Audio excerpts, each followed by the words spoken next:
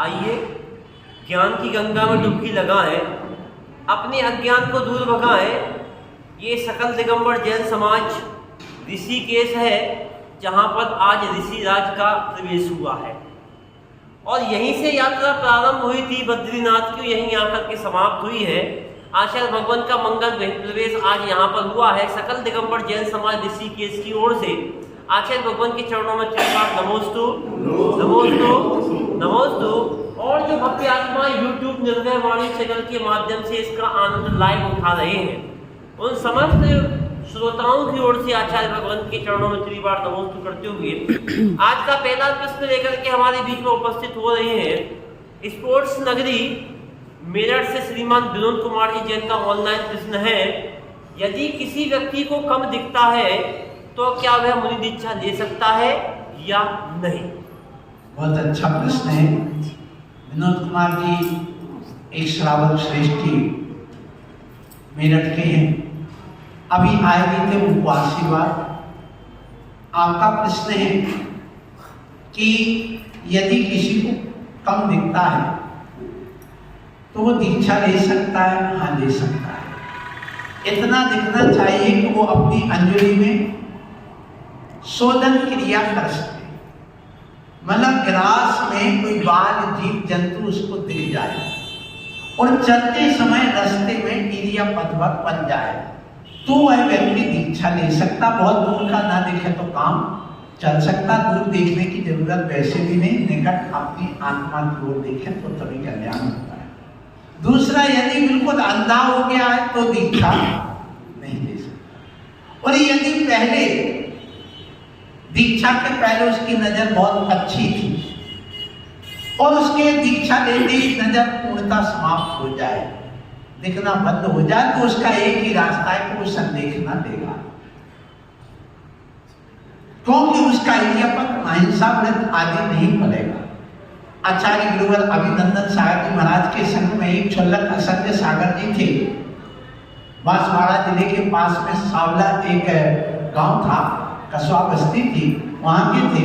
उनकी आंखों की रोशनी चली गई थी तो उन्होंने ऐसी जवानी में जो 100 ग्राम घी पी जाए एक साथ कटोरी में अंजलि में भर कर, लेकिन उनकी जब आंखों की रोशनी चली गई उन्होंने समाधि ली, संदेखना ली और 68 दिन तक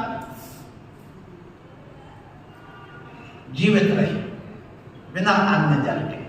बीच में उन्होंने 8 दिन बाद एक गिलास रस लिया था, फिर 8 दिन बाद एक गिलास पानी लिया था, फिर 8 दिन बाद पुनः उन्होंने दीक्षा लेकर के और पुनः छोड़ दिया। 16 दिन बाद पुनः 2 अंजलि जल लिया और ऐसी संदेखना ले ली थी। तो ये वीरचर्या कहलाती है। इसलिए वहां पर शरीर को नहीं आत्मा को देखा जाता है, इसलिए वह मंद रोशनी है भी, पर इरियापत आदि भले तो दीक्षा ले सकता है। और यदि अंधा भी हो जाए, सुनिए, और कोई अंधा व्यक्ति आधा बिल्कुल भी नहीं दिखता है, यदि वो भी संदेखना लेना चाहे और मुनि बनना चाहे तो दे सकते, लेकिन उसकी आहारचर्या नहीं कराएंगे। बस इतना है। निर्यापक जो मुनि होंगे वो उनको वहीं पर संदेखना जो संस्तर होता है उसी पर उनको मुनि बना करके अन्न जल का त्याग करा करके और संदेखना दे सकते हैं। श्रीमान विनोद कुमार जी जैन, ऋषिकेश, उत्तराखंड, भारत, आज और आकर के आज का अपना अगला प्रश्न करें। नमस्कार, मेरा प्रश्न है, हम जाप करने बैठते हैं नमोकार मंत्र या कोई भी, तो उसमें विकल्प आते रहते हैं मन में, इधर उधर की भावना आती रहती है, उधर मन ही नहीं लगता है, क्यों? बहुत अच्छा है। ये अध्यक्ष जी आशीर्वाद है, प्रमोद जी हैं, अभी ऊपर मैंने नाम पढ़ा था।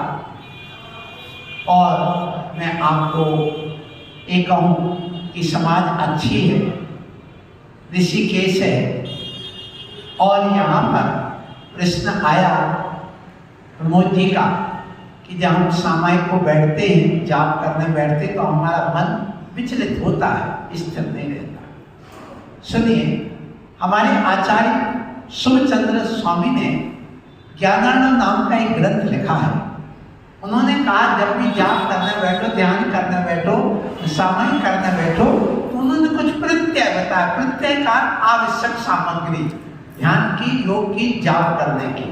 और उन्होंने बताया सबसे पहले वह व्यक्ति जो गृहस्थ है वो यदि साधु अवस्था को प्राप्त करता तो प्राणायाम प्रत्याहार उसको करने की जरूरत नहीं होती, वो डायरेक्ट उसके लिए बताया गया ध्यान की सामग्री पहले तो अपूर्ति हो तो वह जल्दी सामायिक हो जाती है। दूसरा कहा गया वो जितेंद्रीय हो तो भी उसका मन जल्दी लग जाता है। एक बार भोजन करने वाला वो सर्पाहारी तो भी उसका मन लग जाता है। निरंतर तत्व अभ्यास माने ज्ञान करता हो तो भी मन लग जाता। लेकिन आप ये सब नहीं कर पाते, ऐसे व्यक्ति के लिए कहा कि वो प्राणायाम करे। प्राणायाम का अर्थ होता है कि गहरी श्वास ले और श्वास पर मन को केंद्रित करे और फिर धीरे धीरे श्वास को छोड़े। तो श्वास लेना और छोड़ना, लेना और छोड़ना, लेना और छोड़ना जिसको आप करना आ जाता है तो उसका मन स्थिर होने लग जाता है। फिर इसके बाद में अब जब वह बैठ जाता है, श्वास लेता है, छोड़ता है, लेता है, छोड़ता, फिर एक धारणा बनाता है। प्राणायाम और प्रत्याहार। प्रत्याहार का जो जो हमारे अंदर विकार है, विचार है, उनको निष्कासित किया जाता। नहीं, मुझे बैठना है, ये शरीर मेरा नहीं है, इससे मैं पृथक हूँ, ये सारा संसार मुझसे इससे कोई संबंध नहीं, मेरा संबंध अपनी आत्मा से। अब वह विचार करेगा, विचार करने के बाद में फिर उसके बाद में वह धारणा बनाएगा। जब एक भगवान की प्रतिमा है या मैं संवेद शिखर पर जाकर के बैठा हूँ और गहरी श्वास बना लेगा और सोचेगा अब मैं नमोकार जप रहा हूँ, नमो हरिहंता। अब इतना करने के बाद अब मन फिर विचलित होने लगा तो तत्व की ओर जाएंगे, तत्व विज्ञान की ओर। कैसे कि देखिए नमो हरिहंताणम करते ही एक समूषण की धारणा बनाएगा। एक वृक्ष है, छत्र लटक रहा है, पीछे वामंडल है और मैं ऐसे पद्मासन बैठे हुए नासा दृष्टि नमो हरिहंताणम में उनको नमस्कार कर रहा हूं। तो दिमाग को खाली करके नहीं करना है, दिमाग को लगा करके सामायिक जाप करोगे तो कभी मन नहीं। हम क्या करते हैं कि दिमाग को खाली करके बैठ जाते, दिमाग को लगा करके नहीं बैठते, तो इसलिए मन भटकता है। तो आप दिमाग लगाइए। कहाँ लगाना? नमो हरिहंताणम कहते ही हमारे वहां पर अनंत प्रविष्टि है। नमो सिद्धांत कहते ही 3 लोक के नक्शा के ऊपर चंद्राकार एक आकार मात्र आ गया तो हमारा मन उपयोग स्थिर हो जाता है। ऐसी जगह आपका मन कभी नहीं भटकेगा। तो धारणा, प्रत्याहार, प्राणायाम और उसके बाद तत्व विज्ञान और उसके बाद में भावना आप अपनी उस तरफ ले जाओगे तो आपका मन लगा रहेगा। और मान लो करते करते फिर भी मन नहीं लगा तो जैसे किसान जब बीज बोता है किसी खेत में तो पहले पूरी घास निकाल देता है, उसमें ट्रैक्टर से या बैल से हल चला करके काला बना देता है, फिर बीज बोता है। और जब बीज उगता है तो उसके साथ में कुछ घास फूस भी आती है। तो किसान बड़ा चतुर होता है, वो क्या करता, एक खुरपी लेता, खुरपी आपके यहाँ कहते पता नहीं, तो उससे उस नोक से वो घास को निकाल देता और पेड़ पर थोड़ी मिट्टी चढ़ा देता तो घास निकल जाती है और वो पेड़ बढ़ने लग जाता। यदि घास नहीं निकालेगा तो फसल दब जाएगी और घास फैल जाएगी। तो किसान जैसे बीच बीच में खुरपी से लेकर के वो घास निकालता है, ऐसे जाप करने वाला माला का सहारा लिया, 25 बार जाप कर लिया, अब मन भटक गया, घास फूस हो गई, मन में विचार आ गया, वही माला को रोक लो, अपन ध्यान करो, अरे मैं तो नमोकार मंत्र पढ़ रहा हूँ, हे मन तू कहाँ भटक रहा है?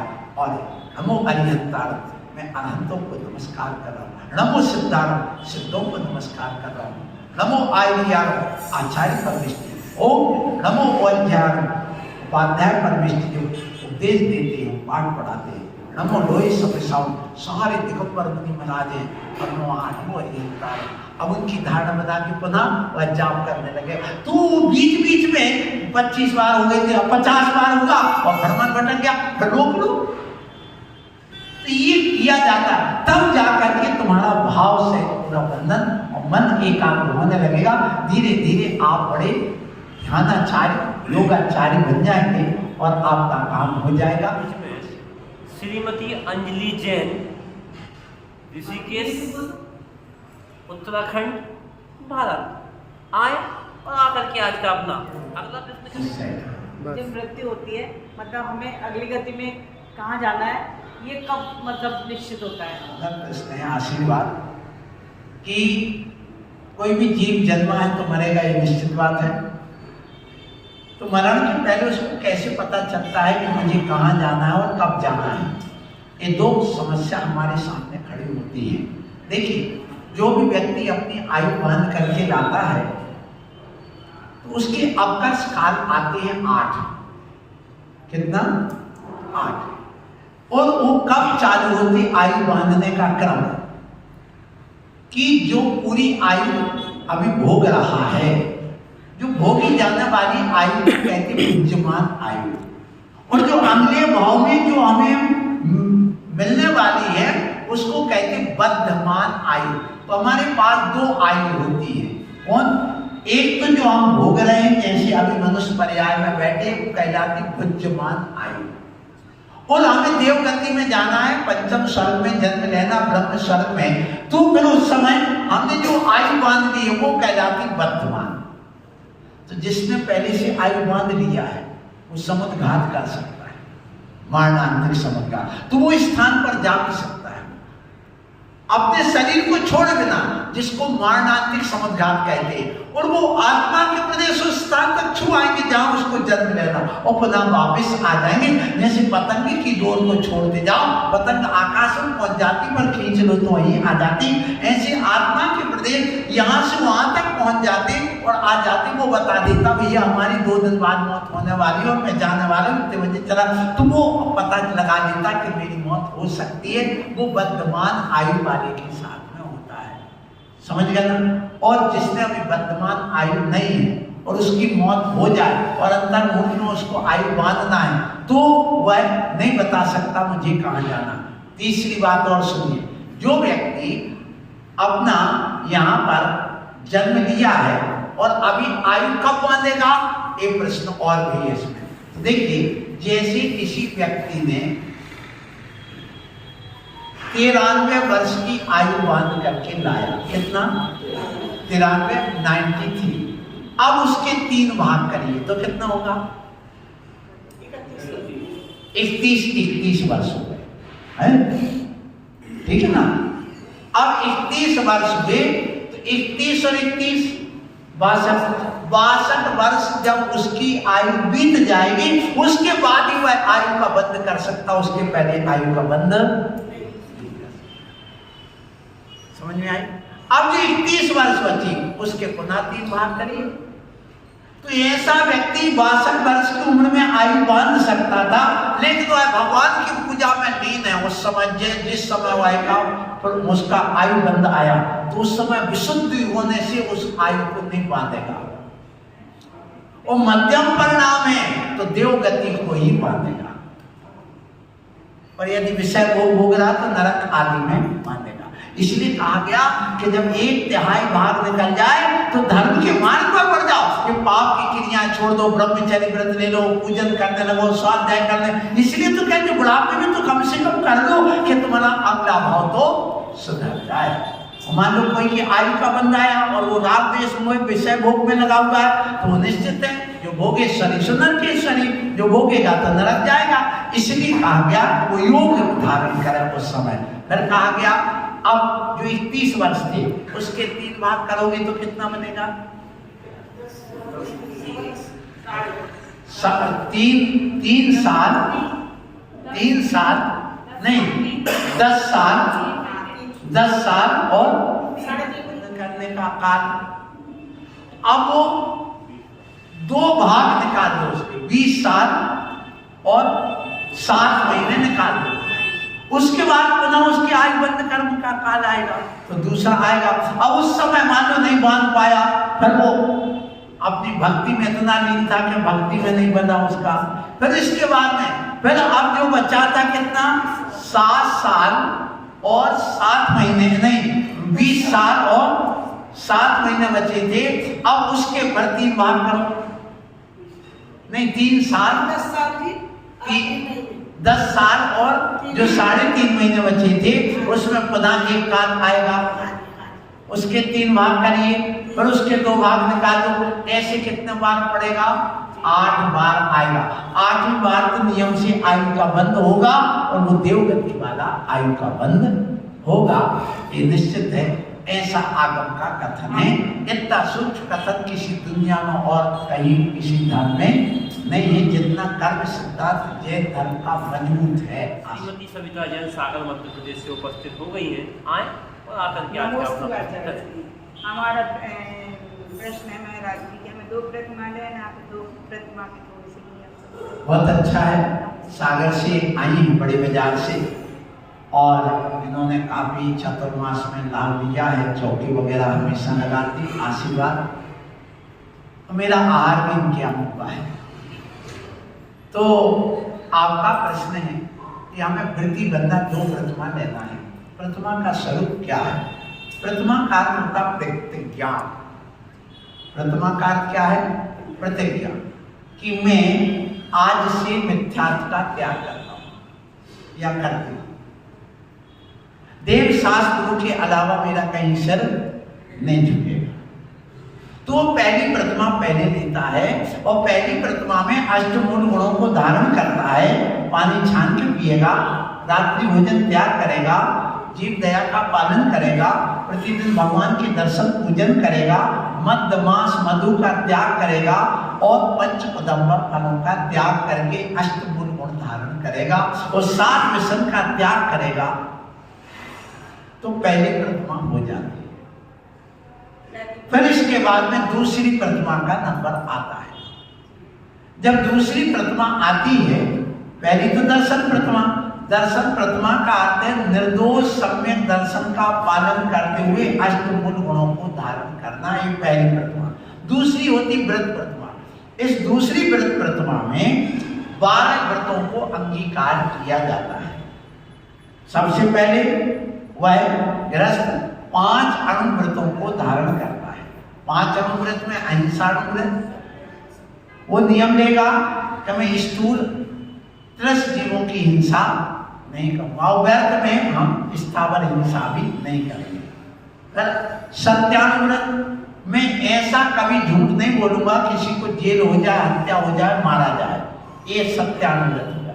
अचोर्यानुव्रत, किसी की रखी हुई वस्तु को मैं उठाऊंगा नहीं चोरी के भाव से, यदि लूंगा तो बता दूंगा और किसी के सोने घर में प्रवेश नहीं करूंगा।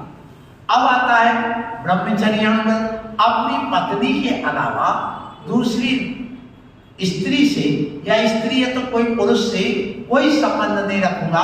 अष्टमी चतुर्दशी को और पर्वों में ब्रह्मचर्य से पालन करूंगा। ये उसका दूसरी प्रतिमा में ब्रह्मचर्यानुव्रत हो गया। फिर आता है परिग्रह प्रमाण, वो बना लेता है, इतना मकान, इतना सोना, इतने वस्त्र आदि रखेंगे, वो प्रमाण बना लेता है। ये होते 5 अणुव्रत। 3 गुण व्रत, दिग्व्रत, देशव्रत और अनर्दंड व्रत, ये 3 व्रतों का वो अणुव्रत गुण व्रत के रूप में। फिर शिक्षा व्रत, सामायिक रोजदोबास और अतिथि संविवाह और अंत में संदेखना।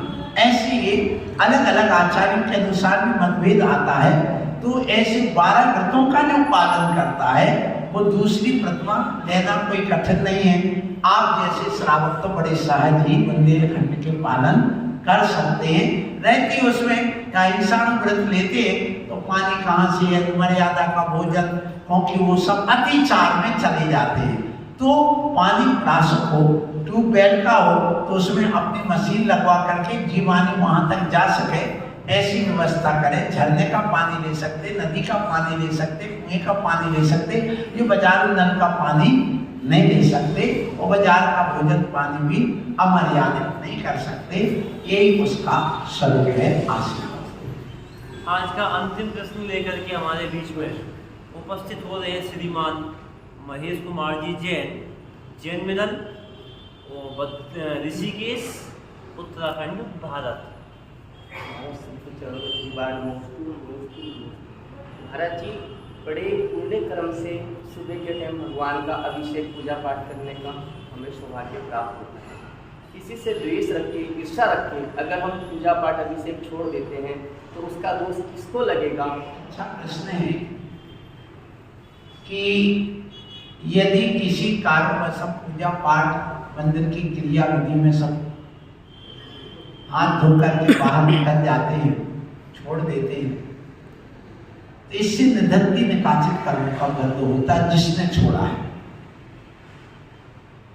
एक गलती उसकी है जो छोड़ रहा है, वो सामने वाला तो है ठीक है, वो कर्म बांधेगा अलग, अंतराय कर्म का, उसका कर्म अलग बनेगा, लेकिन सबसे ज्यादा कर्म उसका बनेगा जो छोड़ रहा है।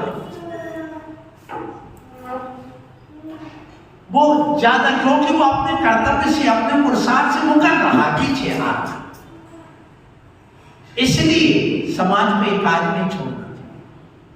हमें साधु हैं, अब मान लो कोई कहे नंगा जाना कपड़े पहनो, तो हम कपड़े पहन लें, तो पाप किसको लगेगा? वो तो सामने वाला नास्तिक है, अज्ञानी है, मूर्ख है, मिथ्या दृष्टि है, वो तो कहेगा। तो उसकी कहने पर क्या हम छोड़ दें तो हम ज्ञानी कहलाएंगे कि अज्ञानी? अज्ञानी। इसलिए कभी भी कोई कितना भी कहे तो भी धर्म नहीं छोड़, प्राण छोड़ देना। ये कहा गया धर्माय धर्म मोचन, संलेख नाम आर्या, धर्म के लिए प्राण छोड़ देता है लेकिन धर्म नहीं छोड़ता। और तुम धर्म छोड़ के भाग रहे हो, तो इसमें सामने वाले की गलती नहीं, हमारी स्वयं की उपादान की गलती है, हमारी सोच की गलती है, हमारी समझ की गलती है। यदि सामने वाला कोई विरोध करता तो और तगड़े से और धर्म करो। जैसे तूफान आया और अंगारा जल रहा है और एक दीपक जल रहा, बताओ किसका क्या होगा?